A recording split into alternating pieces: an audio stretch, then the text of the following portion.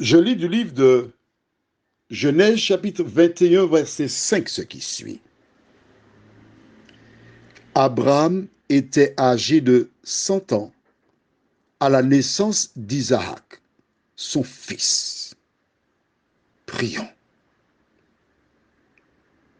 Notre Dieu, notre Père, lorsque tu vins vers Abraham, lui rappeler que son fils Isaac naîtrait, il avait 100 ans. Et nous voyons qu'Isaac est né dans sa 100e année. Merci Seigneur de nous aider à comprendre ce miracle. Que ton esprit nous aide à saisir ta parole, nous t'en prions, au nom de Jésus et pour ta gloire éternelle. Amen. Alors, nous allons une fois de plus faire marche arrière pour comprendre. Rappelle-toi, nous allons lire dans Genèse chapitre 17. Il est important de lire la parole, de faire des regroupements. D'accord? Au chapitre 17, nous lisons le verset 15 et suivant. Dieu dit à Abraham, tu ne donneras plus à Saraï, ta femme, le nom de Saraï, mais son nom sera Sarah. Je la bénirai et je te donnerai d'elle un fils. Je la bénirai et elle deviendra des nations, des rois, de peuples sortiront d'elle. D'accord? Dieu a dit cela.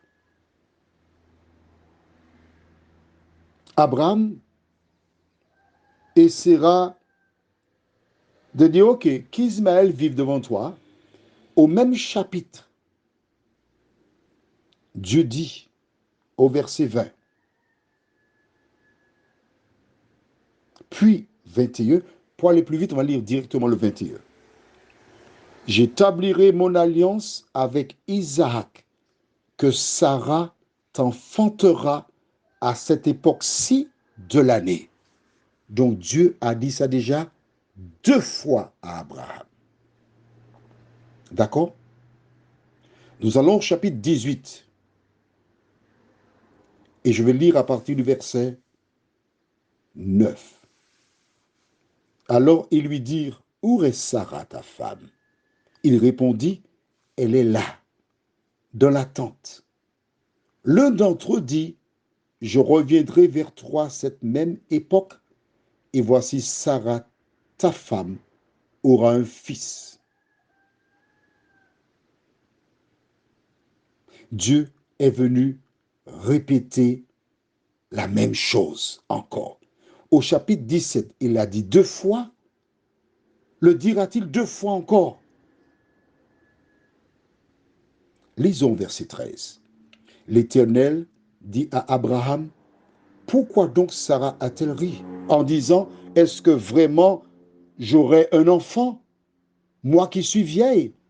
Y a-t-il rien qui soit étonnant de la part de l'Éternel?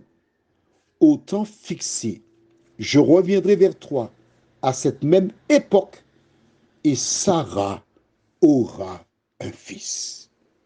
2 fois dans le chapitre 18, l'Éternel dit, Sarah aura un fils. Pourquoi fait-il cela? Tout simplement pour te dire à toi qui m'écoutes que Dieu est patient à ton endroit. 2 chapitres qui se suivent, Dieu dit la même chose 4 fois à Abraham. Pourquoi? Parce qu'Abraham doutait. Parce qu'Abraham se posait des questions. Et c'est pourquoi la 2e fois, au chapitre 18, il pose une question au verset 14. Y a-t-il rien qui soit étonnant de la part de l'Éternel? Toi et moi, nous avons tendance à bâtir nos choix, nos décisions à partir de ce que nous avons vu, des expériences des uns et des autres. Et puisque nous n'avons jamais vu une femme de 90 ans mettre au monde un enfant, il est tout à fait légitime que dans la tête de Sarah, en tant qu'humaine, que ce soit chose impossible. Mais regarde bien le verset 14 que nous venons de voir. Y a-t-il rien qui soit étonnant de la part de l'Éternel? Il n'y a rien sur cette terre que Dieu ne puisse faire pour ses enfants. Rien. Lorsque Dieu dit quelque chose, il tient parole. À travers l'expérience d'Abraham, Dieu a inculqué aux autres générations comment il fonctionne. Dieu leur a montré qu'il n'est pas un homme pour mentir, ni un fils d'homme pour se repentir. Ce qu'il dit, il le fait assurément. Dieu a dit, et voici, je suis avec vous tous les jours jusqu'à la fin du monde.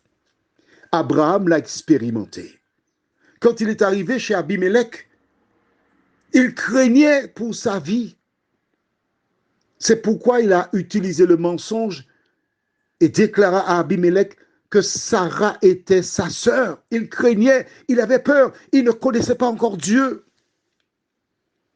Mais lorsque Dieu le délivra, ce fut un autre homme. Lorsque tu vois quelqu'un passer par des épreuves, des difficultés, prie pour cette personne.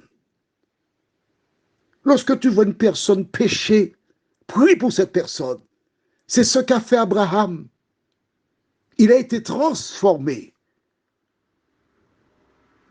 par l'Éternel des armées. Qui que tu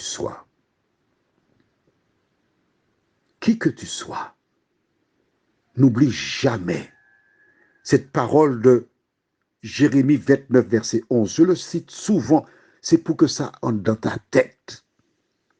Dieu dit, car je connais les projets que j'ai formés sur Élisabeth ou Lily, projet de paix et non de malheur, afin de te donner un avenir et de l'espérance. Dieu a un avenir et de l'espérance pour toi. L'ennemi veut mettre dans ta tête le désespoir, la déception, la mort. Mais l'Éternel des armées veut mettre la vie, le bonheur. Prions ensemble.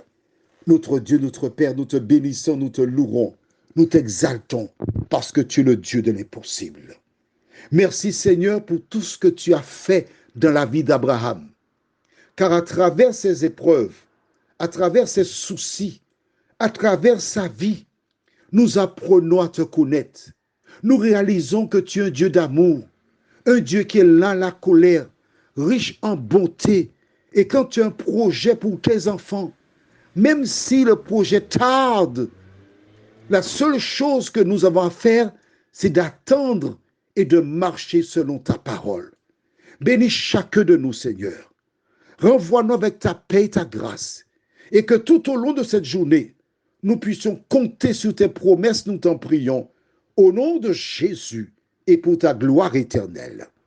Amen. Je te souhaite une bonne nuit sous le regard de Dieu. Et à demain, si Dieu nous prête vie.